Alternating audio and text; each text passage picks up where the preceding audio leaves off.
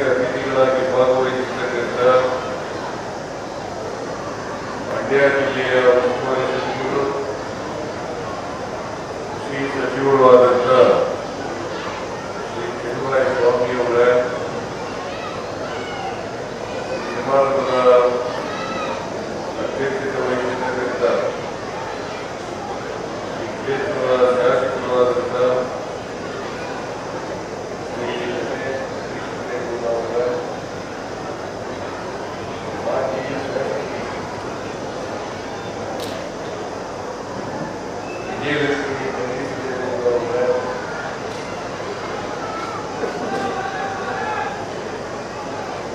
ಮೇಲ್ಮನೆಯ ಸದಸ್ಯರಾದಂಥ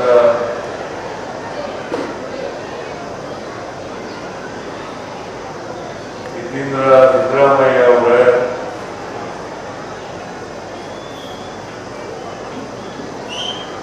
ಮದ್ದೂರು ಶಾಸಕರಾದಂಥ ಸಿದ್ದಯ್ಯ ಅವರ ಮಂಡ್ಯ ಶಾಸಕರಾದಂಥ ರವಿ ಅವರ ಮೇಲ್ಮನೆಯ ಸದಸ್ಯರುಗಳಾದಂಥ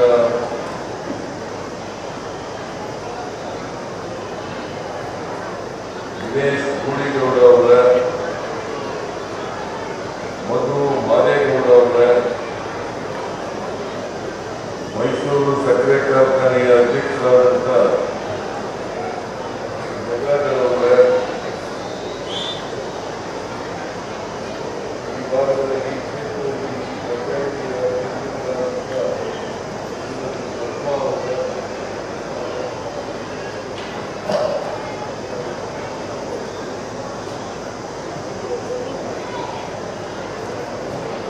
ಅನ್ನದಾನೇಶ್ವರ ದೇವಾಲಯ ಅಭಿವೃದ್ಧಿ ಸಮಿತಿಯ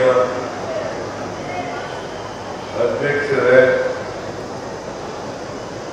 ಇತರ ಎಲ್ಲ ಸಮಿತಿಯ ಸದಸ್ಯರುಗಳೇ, ಅಲ್ಲಾ ಪಟ್ಟಣದ ಯಜಮಾನರುಗಳೇ, ಈ ದೇವಸ್ಥಾನದ ಪೂಜಾರಿಗಳೇ, ಇಲ್ಲಿ ಆಗಮಿಸಿರ್ತಕ್ಕಂಥ ಆತ್ಮೀಯ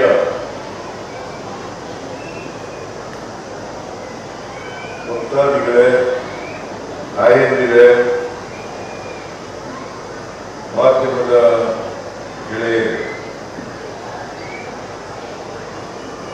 ಇವತ್ತು ನಾವೆಲ್ಲರೂ ಕೂಡ ಸೇರಿ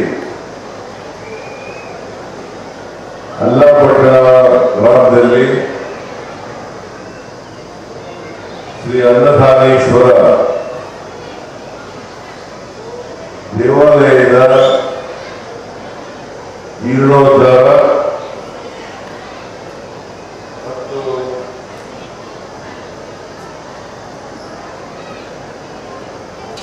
ವಿಗ್ರಹಗಳ ಸ್ಥಾಪನೆ, ಗೋಪುರ ಕುಂಭಾಭಿಷೇಕ ಮತ್ತು ಜಾತ್ರೋತ್ಸವ ಭಾಗವಹಿಸಿದ್ದೇವೆ.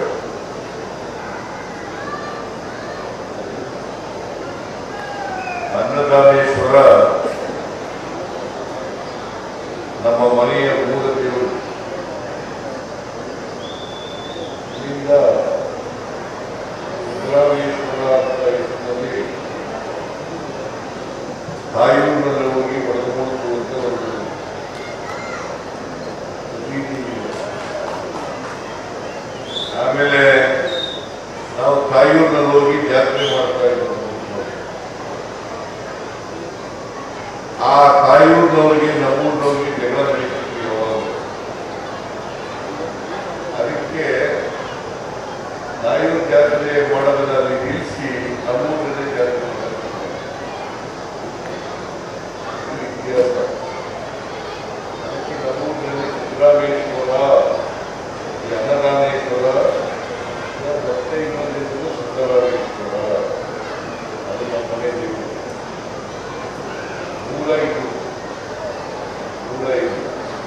ಸುಮಾರು 400 ವರ್ಷಗಳ ಇತಿಹಾಸ ಇತ್ತು. 400 ಜಾನಪದ ಹಾಡು ಹೇಳ್ತಾರೆ.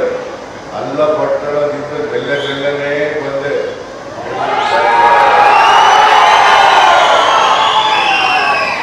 ಅಲ್ಲ ಪಟ್ಟಣದಿಂದ ಬೆಲ್ಲ ಬೆಲ್ಲನೇ ಬಂದೆ, ಬೆಳ್ಳಿ ಸಾಲೆಗಾಯ ಅಂತ ಒಂದು ಹಾಡು ಹೇಳ್ತಾರೆ.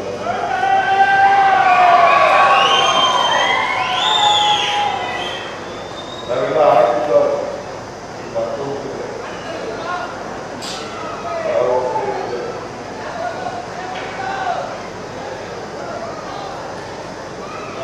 ಅದರಿಂದ ಕಾಯೂರಿನಲ್ಲಿ ಒಡೆದು ಮೂಡ್ತು ಅಂತೇಳಿ ಕಥೆ ಇದೆ. ಕಾಯೂರಿನಲ್ಲಿ ಒಡೆದು ಮೂಡ್ತು, ಅಲ್ಲಿಂದ ಸಿದ್ದರಾಮಯ್ಯನಿಗೆ ತಗೊಂಡು ನೆಲೆ ಮಾಡಬೇಕು ಅಂತೇಳಿ ಕಥೆ. ಹಾಗಾಗಿ ನಮ್ಮ ಊರಿನಲ್ಲಿ ಕಾಯೂರು ಜಾತ್ರೆ ಅಂತಲೇ ಕರೀತಿತ್ತು. ನಾನು ಕಾಯೂರು ಜಾತ್ರೆ ಅಂತ ಕರೀತಾ ಇತ್ತು. ಈಗ ಸಿದ್ದರಾಮನ ಹುಂಡಿ ಜಾತ್ರೆ ಅಂತ ಕರೀತಾ ಇದ್ದೀವಿ. ಸಿದ್ದರಾಮೇಶ್ವರನ ಜಾತ್ರೆ, ಸಿದ್ದರಾಮನ ಹುಂಡಿ. ಅಲ್ಲಿ ನಮ್ಮ ಊರಲ್ಲಿ ಇರ್ತಕ್ಕಂಥವರು ದೇವರು ಒಕ್ಕಲಿಗರಿದ್ದಾರಲ್ಲ, ಎಲ್ಲರೂ ಸಿದ್ದ, ರಾಮ, ಮಾದೇಗೌಡ, ಸಿದ್ದರಾಮಯ್ಯ, ಸಿದ್ದರಾಮಯ್ಯಗೌಡ ಈ ಹೆಸರುಗಳೇ ಜಾಸ್ತಿ. ಅದೇ ಕೂಡ ಮಕ್ಕಳು ಸಿದ್ದರಾಮೇಶ್ವರ ಅಲ್ಲ, ಸಿದ್ದರಾಮೇಗೌಡ. ಆಮೇಲೆ ನನ್ನ ಹೆಸರು ಆ ಮೇಷ್ಟ್ರು ಏನ್ ಮಾಡದ, ಹಿಂದಿ ತರಗತಿಗೆ ನನ್ನನ್ನು ಸೇರಿಸ್ಕೊಳ್ಳುವಾಗ ಸಿದ್ದರಾಮೇಗೌಡ ಅಂತ, ನಮ್ಮಪ್ಪ ಸಿದ್ದರಾಮೇಗೌಡ ಅಂತ ಹೇಳಿದ್ರು. ಈಗ ನನ್ನ ಕಂಪನಿ ಬಿಡ್ತಾರಲ್ಲ, ಅವ್ರ ಹೆಸರು ಒಬ್ಬರ ಹೆಸರು ಸಿದ್ದೇಗೌಡ, ಒಬ್ಬರ ಹೆಸರು ರಾಮೇಗೌಡ, ನಮ್ಮ ಅಣ್ಣ ಹೆಸರು ಮಾದೇಗೌಡ.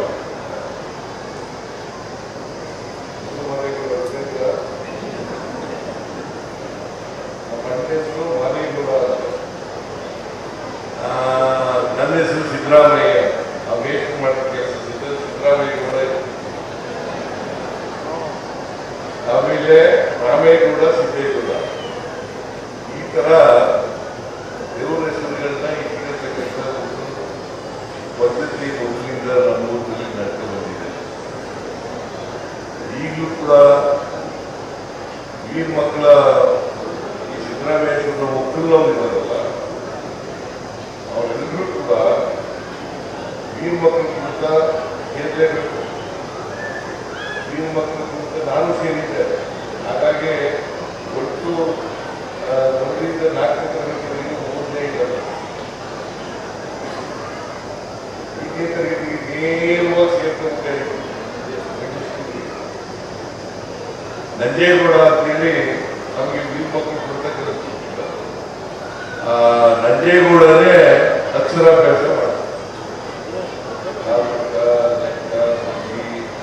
ಎಲ್ಲ ಮಾಡಿಸ್ತಾರೆ. ಹಾಗಾಗಿ ಕನ್ನಡ ಚೆನ್ನಾಗಿ ಓದಕ್ಕೆ ಬರೆಯೋದು ಬರ್ತಾ ಇರೋದ್ರಿಂದ ನನ್ನನ್ನು ರಾಜಪ್ಪ ಅಂತ ಸಕಲೇಶ್ವರದವರು, ರಾಜಪ್ಪ ಅಂತ ಅವರು ನಮ್ಮೂರಿಗೆ ಹೆಡ್ ಮಾಸ್ಟರ್ ಬಂದು ಅವ್ರು ಮನೆಗೆ ಹೋಗ್ತಿದ್ರು. ಯಾರು ಶಾಲೆಗೆ ಸೇರಿದ, ಯಾರು ಶಾಲೆಗೆ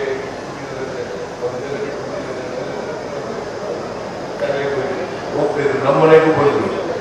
ನಮ್ಮ ಮನೆಯಲ್ಲಿ ನಮ್ಮಪ್ಪ ಓದ್ತಿದ್ದ, ನಂಜೇಗೌಡ ಕಲಿಸಿದ್ದವರಿಗೆ ಶಾಲೆಗೆ ಸೇರಿಸಿಲ್ಲ. ಆಮೇಲೆ 5ನೇ ತರಗತಿಗೆ ಸೇರಿಸಿ ನಾನು, ಮೆಣಸೇಗೌಡ ಅಂತ ಒಬ್ಬ, ಮೊದಲಿಗೆ 3 ಜನ ನೇರವಾಗಿ ಒಟ್ಟು ಕಾಲ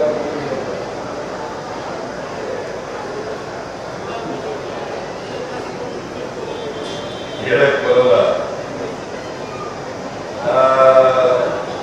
ಆಮೇಲೆ ಒಂದು ವರ್ಷ ಆದ್ಮೇಲೆ ನಾನು BSc ಆದ್ಮೇಲೆ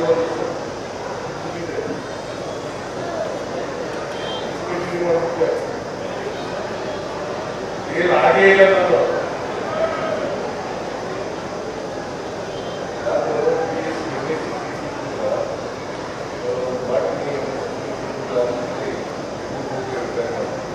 ನಾನು ಊರಿನಲ್ಲಿ ಪಕ್ಕಪಕ್ಕ ಜಮೀನುಗಳು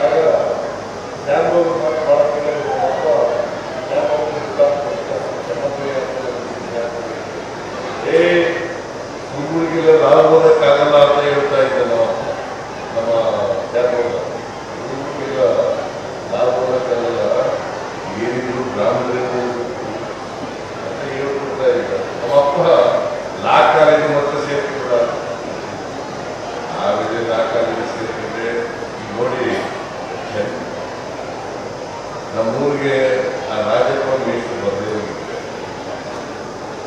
ನಾನು ಇಲ್ಲೂ ಆಯ್ತಿರ್ಲಿಲ್ಲ, ಮತ್ತೆ MLA ಆಯ್ತಿರ್ಲಿಲ್ಲ, ಮುಖ್ಯಮಂತ್ರಿನೂ ಆಗಕ್ಕೆ ಸಾಧ್ಯ ಇಲ್ಲ.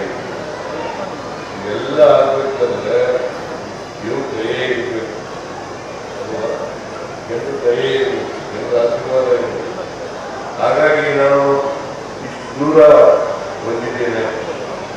ಇವತ್ತು ನಾರ್ಮಲಿ ನಾನು ಹೆಚ್ಚು ದೇವಸ್ಥಾನಗಳಿಗೆ ಹೋಗಲ್ಲ. ಜನರ ಮೂಲಕ ಜನರ ಸೇವೆ ಮಾಡದೆ ದೇವರು. ಬಸವಣ್ಣ ಏನಂತ ಹೇಳಿದ್ದಾರೆ, ಉಳ್ಳವರು ದೇವಾಲಯ ಮಾಡುವರು, ಉಳ್ಳವರು ದೇವಾಲಯ ಮಾಡುವರು. ನಾನೇನು ಮಾಡಲಿ ಬಡವನಯ್ಯ,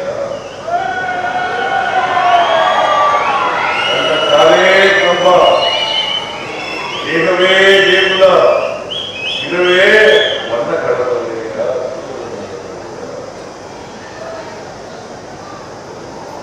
ಅದರಿಂದ ಇವರು ಇಲ್ಲೇ ಇದ್ದಾರೆ.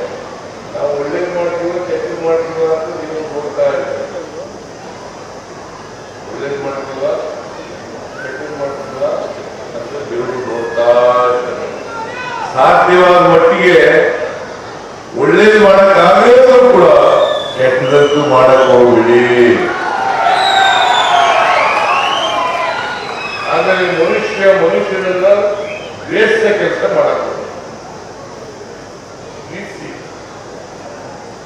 ದ್ವೇಷಬೇಡಿ, ಜಾತಿ ಮಾಡಬೇಡಿ. ನಾವೆಲ್ಲ ಮನುಷ್ಯರಲ್ವಾ, ನಾವೆಲ್ಲ ಮನುಷ್ಯರು. ಈಗ ಈ ಊರಿನಲ್ಲಿ ಅನ್ನಪಟ್ಟಣದಲ್ಲಿ ಒಂದೇ ಜಾತಿಗಳಿದ್ದಾರ, ದಲಿತರಿದ್ದಾರೆ, ಹಿಂದುಳಿದವರಿದ್ದಾರೆ, ವ್ಯವಸಾಯ ಮಾಡ್ತಕ್ಕಂಥ ಜನ ಇದ್ದಾರೆ, ಮುಸ್ಲಿಮರಿದ್ದಾರೆ, ಎಲ್ಲ ಜನ ಇದ್ದಾರೆ. ಆದರೂ ಕೂಡ ಒಂದು ಅನ್ಯೂನ್ಯತೆ ಬೆಳಕು ಬಂದಿದೆ. ಎಲ್ಲ ಜನರಲ್ಲೂ ಕೂಡ ಒಂದು ಅನ್ಯೂನ್ಯತೆ ಬೆಳಕು ಬಂದಿದೆ. ದೇವರನ್ನ ಎಲ್ಲರೂ ಕೂಡ ಪೂಜೆ ಮಾಡ್ತಾರೆ, ಎಲ್ಲರೂ ಮೆರವಣಿಗೆ ಮಾಡ್ತಾರೆ. ಅದು ಮಾಡಬೇಕು. ದೇವ್ರು ಮಾಡಬೇಡಿ ಅಂತ ನಾನು ಹೇಳಕ್ ಹೋಗಲ್ಲ. ಆದರೆ ಭಕ್ತಿಯಿಂದ ದೇವರನ್ನ ಮಾಡಿ, ಭಕ್ತಿಯಿಂದ ದೇವ್ರ ಪೂಜೆಯನ್ನ ಮಾಡಿ. ಭಕ್ತಿಯಿಂದ ಮಾಡಕ್ ಹೋಗಬೇಡಿ, ಕಪಟವಾಗಿ ಪೂಜೆ ಮಾಡಬಾರದು. ಭಕ್ತಿ ಪೂಜೆ ಮಾಡಬೇಕು. ಅದಕ್ಕೆ ಬಸವಣ್ಣವರು ಈ ಮಧ್ಯವರ್ತಿಗಳ ಬೇಡ, ದೇವ್ರ ಮಧ್ಯೆ ದೇವರು ಮತ್ತೆ ಭಕ್ತರ ಮಧ್ಯೆ ದೇವ್ರ ಪೂಜಾರಿಗಳು ಬೇಡ ಅಂತ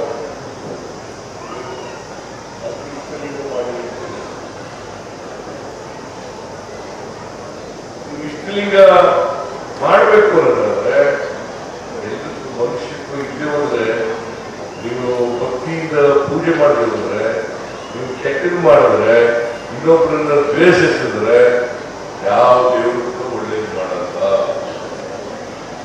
ಅದಕ್ಕೆ ಬಸವಣ್ಣವರು ಏನ್ ಹೇಳಿದ್ರೆ ಬಹಳ ಸುಲಭವಾಗಿ ಇರ್ತಂದ್ರೆ, ಆಚಾರವೇ ಸ್ವರ್ಗ, ಅನಾಚಾರವೇ ಆಚಾರವೇ ಸ್ವರ್ಗ, ಅನಾಚಾರವೇ ನರಕ. ಅದರಿಂದ ನಾವೆಲ್ಲ ಆಚಾರಬದ್ಧರಾಗಿ ಮಾಡತಕ್ಕಂಥದ್ದನ್ನ ಮಾಡಬೇಕು. ಅದೇ ದೇವರಿಗೆ ನಾವು ಸಲ್ಲಿಸ್ತಕ್ಕಂಥ ಕೆಲಸ.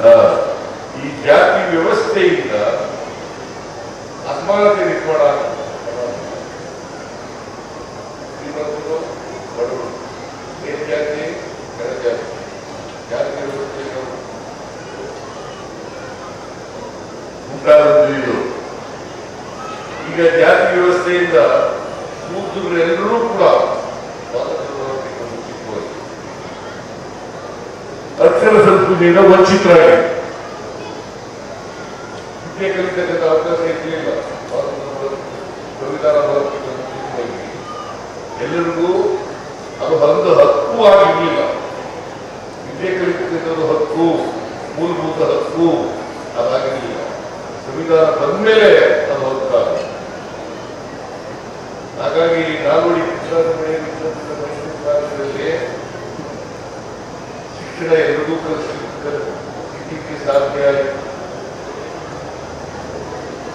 ಯೂನಿವರ್ಸಿಟಿ ಆಯಿತು, ಕಾಲೇಜುಗಳಾದವು, ಶಾಲೆಗಳಾದವು. ಇವೆಲ್ಲ ಆಗೋದ್ರಿಂದ ಎಲ್ಲರೂ ಕೂಡ ಕಲಿಯಲಿಕ್ಕೆ ಪ್ರಾರಂಭ ಆಯಿತು. ಮಿಲ್ಲರ್ ಆಯೋಗ ಮಾಡೋದು, ಒಂದೇ ಜನಾಂಗರು ಪ್ರಬಲವಾಗಿದ್ದರು, ಪ್ರಾಥಮಿಕ ಅವರಿಗೆ ಸಿಗ್ತಾ ಇತ್ತು. ಅದಕ್ಕೆ ಮಿಲ್ಲರ್ ಆಯೋಗ ಮಾಡಿ ಬ್ರಾಹ್ಮಣರು ಬ್ರಾಹ್ಮಣೇತರರು ಮಿಲ್ಲರ್ ಆಯೋಗ. ಬ್ರಾಹ್ಮಣೇತರರಿಗೆ 75% ಸರ್ಕಾರಿ ನೌಕರಿಯಲ್ಲಿ, ಬ್ರಾಹ್ಮಣರಿಗೆ 25% ಮೀಸಲಾತಿ. ಯಾವಾಗಾದ್ರೂ 1921ನೇ ಇಸ್ವಿ, 1918ನೇ ಇಸ್ವಿನಲ್ಲಿ ಮಿಲ್ಲರ್ ಆಯೋಗ ಆದದ್ದು. ಅದಾಗಲೇ ಹೋಗಿದ್ರೆ ನಾವು ಯಾರು ಕೂಡ ಸರ್ಕಾರಿ ನೌಕರಿ ಇರಲಿಕ್ಕೆ ಸಾಧ್ಯವೇ ಇರಲಿಲ್ಲ.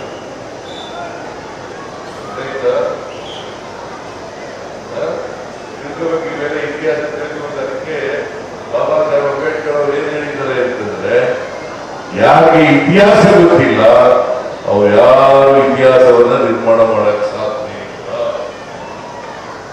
ಯಾರಿಗೆ ಇತಿಹಾಸ ಗೊತ್ತಿದೆ ಅವರು ಮಾತ್ರ ಭವಿಷ್ಯವನ್ನು ನಿರ್ಮಾಣ ಮಾಡ್ತಿರ್ಲಿಕ್ಕೆ, ಇತಿಹಾಸ ನಿರ್ಮಾಣ ಮಾಡಲಿಕ್ಕೆ ಸಾಧ್ಯ. ಅರ್ಥ ಮಾಡ್ಕೋಬೇಕಾಗ್ತದೆ. ಅದರಿಂದ ದೇವರು ಇದ್ದಾರೆ.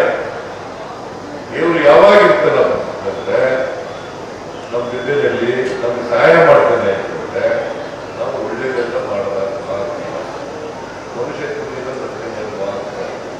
ಅಮಾನವೀಯವಾಗಿ ನಡೆಸಿದ್ರೆ ಯಾವ ದೇವರು ಕೂಡ ಸಹಾಯ ಮಾಡಲ್ಲ, ಒಳ್ಳೇದು ಮಾಡಲ್ಲ. ಇದನ್ನ ಅರ್ಥ ಮಾಡ್ಕೋಬೇಕು.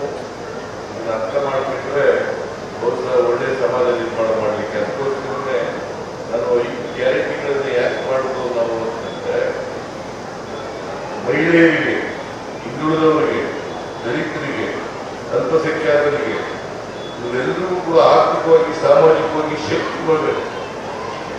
ಶಕ್ತಿ ಬಂದ್ರೆ ಮಾತ್ರ ಜಾತಿ ಹೋಗ್ಲಿಕ್ಕೆ, ಅಸಮಾನತೆ ಹೋಗ್ಲಿಕ್ಕೆ ಸಾಧ್ಯ. ಜಾತಿ ಹೋಗ್ಬೇಕಾದ್ರೆ ಸುಮ್ಮನೆ ಹೋಗುದಿಲ್ಲ. ಯಾಕಂದ್ರೆ 859 ದಶಕಗಳಾಯಿತು ಬಸವಣ್ಣವರು ಹೇಳಿ, ಯುದ್ಧ ಹೇಳಿ 2,500 ವರ್ಷ ಆಯಿತು. ಜಾತಿ ರಹಿತವಾದಂತ, ವರ್ಗ ರಹಿತವಾದಂತ ಸಮಾಜ ನಿರ್ಮಾಣ ಆಗಬೇಕು. ಆಗಿದೆಯಾ? ಜಾತಿ ರಹಿತವಾದಂತ, ವರ್ಗ ರಹಿತವಾದಂತ. ಆದ್ರೆ ಒಂದು ನಾವು ಅರ್ಥ ಮಾಡ್ಕೋಬೇಕಾಗಿರ್ತಕ್ಕಂಥದ್ದು, ವರ್ಗಕ್ಕೆ ಚಲನೆ ಇದೆ, ಜಾತಿಗೆ ಚಲನೆ ಇಲ್ಲ. ವರ್ಗಕ್ಕೆ ಚಲನೆ ಇದೆ. ಬಡವರು ಶ್ರೀಮಂತರಾಗಬಹುದು, ಶ್ರೀಮಂತರು ಬಡವರಾಗಬಹುದು. ಆದ್ರೆ ನಾನು ಯಾವ ಜಾತಿ ಹುಟ್ಟಿರ್ತೀನಿ ಆ ಜಾತಿಲೇ ಸಾಯ್ಬೇಕು. ಈಗ ಹುಡುಗರ ಒಬ್ಬರಿಗೆ ಜಾತಿ ಹುಟ್ಟಿರ್ತೀನಿ, ಒಬ್ಬರಿಗಾಗೆ ಸಾಯ್ಬೇಕು. ಬ್ರಾಹ್ಮಣ ಆಗಕ್ಕೆ ಸಾಧ್ಯತೆ ಇಲ್ಲ, ಲಿಂಗಾಯತ ಆಗಕ್ಕೆ ಸಾಧ್ಯತೆ ಇಲ್ಲ, ಕುಂಬ ಆಗಕ್ಕೆ ಸಾಧ್ಯತೆ ಇಲ್ಲ.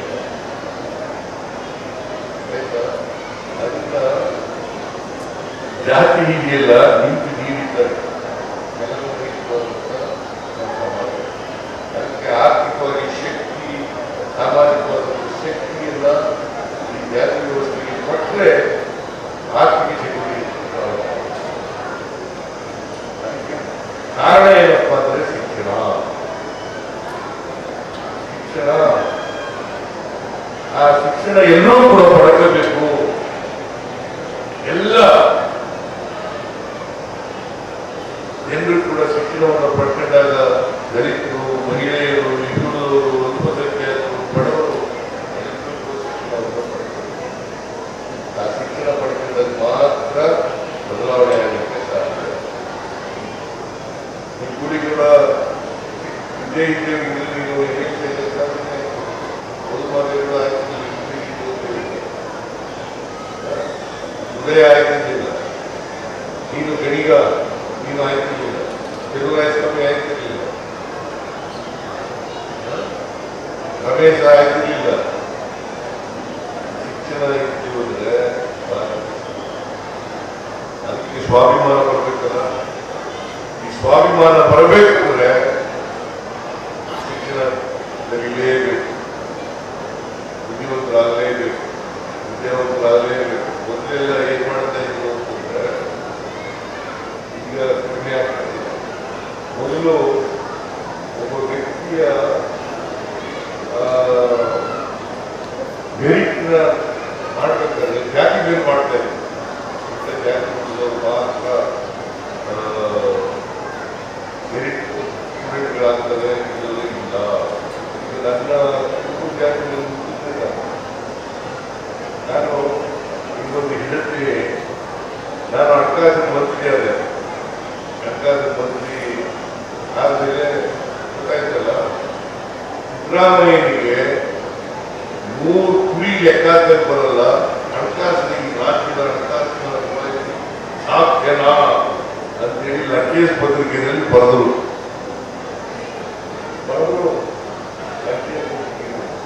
ನಾನು ಈ ರಾಜ್ಯದಲ್ಲಿ 16 ಬಜೆಟ್ ಚಾಲೆಂಜ್ ಅಂತ ಹೇಳಿದ. ಯಾಕಾಗಲ್ಲ ಚಾಲೆಂಜ್ ತಗೊಂಡು ಹಣಕಾಸಿನ ಮಂತ್ರಿಯಾಗಿ 16 ಬಜೆಟ್ಗಳನ್ನ ಬಳಸಿದ್ದೇನೆ. ಪ್ರತಿಭೆ ಇದೆಯಲ್ಲ, ಜಾತಿಯಿಂದ ಬರಲ್ಲ. ಮೆರಿಟ್ ಅನ್ನೋದು, ಪ್ರತಿಭೆ ಅನ್ನೋದು ಜಾತಿಯಿಂದ ಬರಲ್ಲ. ಅವಕಾಶ ಸಿಕ್ಕಿದ್ರೆ ಬರ್ತದೆ. ಅವಕಾಶ ಸಿಕ್ಕಿದ್ರೆ ಬಾಬಾ ಸಾಹೇಬ್ ಅಂಬೇಡ್ಕರ್ ಅವರು ಬಹುಶಃ ಈ ದೇಶ ಕಂಡಂತ ಮಹಾನ್ ಜ್ಞಾನಿ. ಏಕಾಂದ್ರೆ ಯಾವ ಅಸ್ಪೃಶ್ಯ ಜಾತಿಗಳು ಹೆಂಗೆ ಅವರು ದೊಡ್ಡ ಜ್ಞಾನಿ ಆಗಬೇಕು, ಬೇರೆ ವ್ಯಕ್ತಿ ಆಗಬೇಕು ಸಾಧ್ಯ ಆಯಿತು. ಇದರಿಂದ ಯಾವ ಜಾತಿಗಳಲ್ಲಿ ಜಿಡಿಪಿ ಅನ್ನೋದು ಬಹಳ ಮುಖ್ಯ ಅಲ್ಲ, ನಮ್ಗೆ ಹೆಂಗೆ ಅವಕಾಶ ಸಿಕ್ತು ಅನ್ನೋದು ಬಹಳ ಮುಖ್ಯ. ನಿಮಗೆ ವಿದ್ಯೆ ಕಲಿತಕ್ಕಂಥ ಅವಕಾಶನ ಸಿಕ್ತದೆ ಅಂದ್ರೆ ನೀವು ಮೇಲೆ ಬರೋಕ್ಕೆ ಸಾಧ್ಯನೇ ಆಗ್ತದೆ. ಅದಕ್ಕೆ ಎಲ್ರಿಗೂ ಅವಕಾಶ, ಸಮಾನ ಅವಕಾಶಗಳನ್ನು ಕೊಡ್ತಕ್ಕಂಥ ಸಂವಿಧಾನ. ಆಗ ದೇವರು ಕೂಡ ನಿಮಗೆ ಸಹಾಯ ಮಾಡ್ತಾರೆ. ಇದು ಹೋದ್ರೆ ಈ ಸಮಾಜದಲ್ಲಿ ಬದಲಾವಣೆ ಮಾಡಲಿಕ್ಕೆ ಸಾಧ್ಯ ಇಲ್ಲ.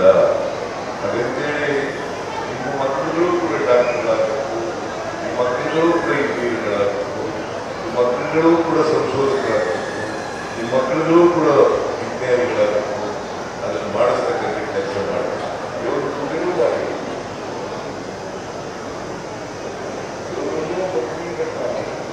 ಇನ್ನೂ ಮಾಡಿ, ಇನ್ನು ಮಾಡಿದ್ರೆ ಬರೀ ದೇವರೇ ಅದಕ್ಕೆ ಭಗವತಿ ಸೇವೆ ಮಾಡಬಹುದು, ಸಾಮಾಜಿಕ ಕ್ರಾಂತಿಯನ್ನು ಮಾಡಬಹುದು. ಅವರು ಈ ಕರ್ಮ ಸಿದ್ಧಾಂತವನ್ನು ತಿರಸ್ಕಾರ ಮಾಡಬಹುದು. ಕರ್ಮ ಸಿದ್ಧಾಂತ ಏನು?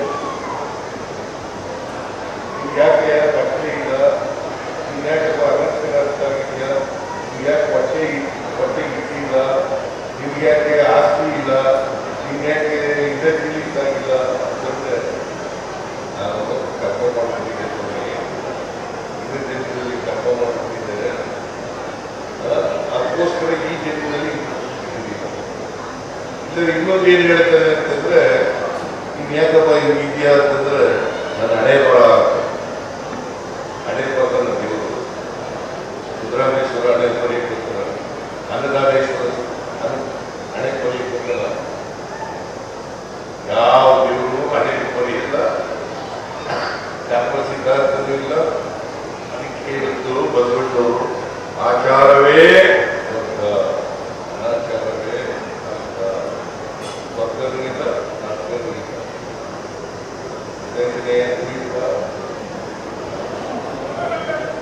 ಗೊತ್ತಾಯ್ತಾ? ನಿಮ್ಗೆಲ್ಲ ಗೊತ್ತಾಯ್ತಾ?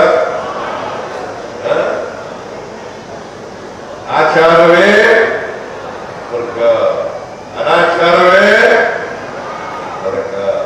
ಅಯ್ಯ ಎಂದರೆ ಸ್ವರ್ಗ, ಎಲ್ಲವೋ ಎಂದರೆ ನರಕ. ಅಯ್ಯ ಎಂದರೆ ಸ್ವರ್ಗ, ಎಲ್ಲವೋ ಎಂದರೆ ನರಕ. ಇದನ್ನು ಅರ್ಥ ಮಾಡ್ಕೊಂಡು ಸಾಧ್ಯ.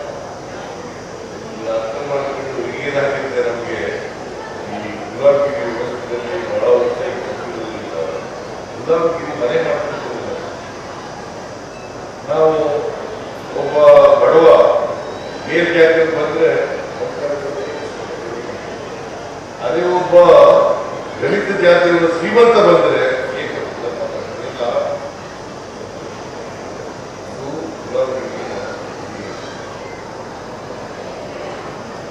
ಗುಲಾಮಗಿರಿಯ ಮನಸ್ಥಿತಿಯನ್ನು ಎಲ್ಲಿವರೆಗೆ ಕಿತ್ತಾಕಲ್ಲ ಅಲ್ಲಿವರೆಗೆ ನಾವು ಮನುಷ್ಯರಾಗಲಿಕ್ಕೆ ಸಾಧ್ಯ ಇಲ್ಲ.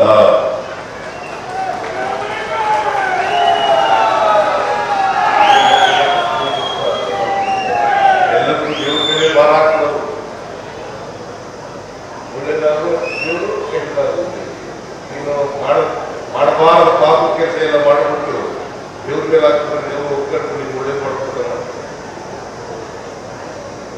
ಯಾವ ದೇವರು ಒಳ್ಳೇದು ಮಾಡಲ್ಲ. ಪಾಪ ಕೆಲಸಗಳನ್ನೆಲ್ಲ ಮಾಡಿಬಿಟ್ಟು ಒಳ್ಳೇದು ಮಾಡಪ್ಪ ದೇವರೇ ಅದಕ್ಕೆ ಪಾಪ ಕೆಲಸಗಳನ್ನೇ ಮಾಡಬಾರ್ದು, ಕೆಟ್ಟ ಕೆಲಸಗಳನ್ನೇ ಮಾಡಬಾರ್ದು. ಇನ್ನೊಬ್ಬರನ್ನ ದ್ವೇಷಿಸ್ತಕ್ಕಂಥ ಕೆಲಸ ಮಾಡಬಾರ್ದು, ಇನ್ನೊಬ್ಬರನ್ನ ಪ್ರೀತಿಸ್ತಕ್ಕಂಥ ಕೆಲಸ ಮಾಡಬಾರ್ದು. ಅದನ್ನು ಮಾಡಿದ್ರೆ ಬಹಳ ಒಳ್ಳೇದಾಗ್ತದೆ. ದೇವರು ಕೂಡ ನಮಗೆ ಸಹಾಯ ಮಾಡ್ತಾನೆ ಅಂತ ಹೇಳಿ ಇವತ್ತು ಎಲ್ಲ ಊರಿನವರೆಲ್ಲ ಸೇರಿ ಇಲ್ಲಿ ಜೀವೋದ್ಧಾರ ಮಾಡಿದ್ದೀವಿ.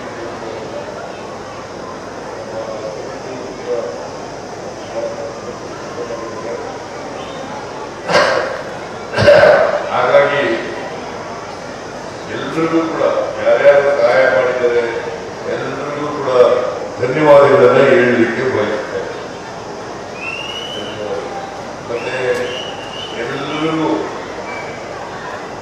ದೇವರಿಗೆ ಸಹಾಯ ಮಾಡಿದವರು ಮಾಡದೇ ಇರೋರು ಎಲ್ಲರಿಗೂ ಕೂಡ ದೇವರು ಅನ್ನದಾನೇಶ್ವರ ಧರ್ಮಗಳವನ್ನ ಉಂಟು ಮಾಡಲಿ ಅಂತ ಹೇಳಿ ಪ್ರಾರ್ಥನೆ ಮಾಡಿ ನನ್ನ ಮಾತುಗಳನ್ನು ಮುಗಿಸ್ತೇನೆ.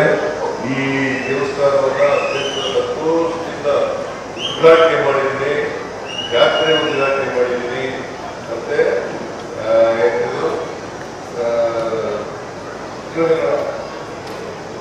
ಸ್ಥಾಪನೆ ಮಾಡ್ತಕ್ಕಂಥ ಕೆಲಸ ವಿಜ್ಞಾನಿಗಳು ಮಾಡಿದರೆ ನಾವೇನು ಮಾಡಿಲ್ಲ. ಆದರೂ ಉದ್ಘಾಟನೆ ಮಾಡ್ತಕ್ಕಂಥ ಕೆಲಸ ಮಾಡಿದರೆ ನಿಮ್ಗೆಲ್ಲರಿಗೂ ಕೂಡ ದೇವರು ಒಳ್ಳೇದು ಮಾಡಲಿ ಅಂತ ಹೇಳಿ ಆಶಿಸಿ ನನ್ನ ಮಾತುಗಳನ್ನು ಮುಗಿಸ್ತೇನೆ. ಜೈ ಹಿಂದ್, ಜೈ ಕರ್ನಾಟಕ, ಜೈ ಹಿಂದ್, ಜೈ ಕರ್ನಾಟಕ.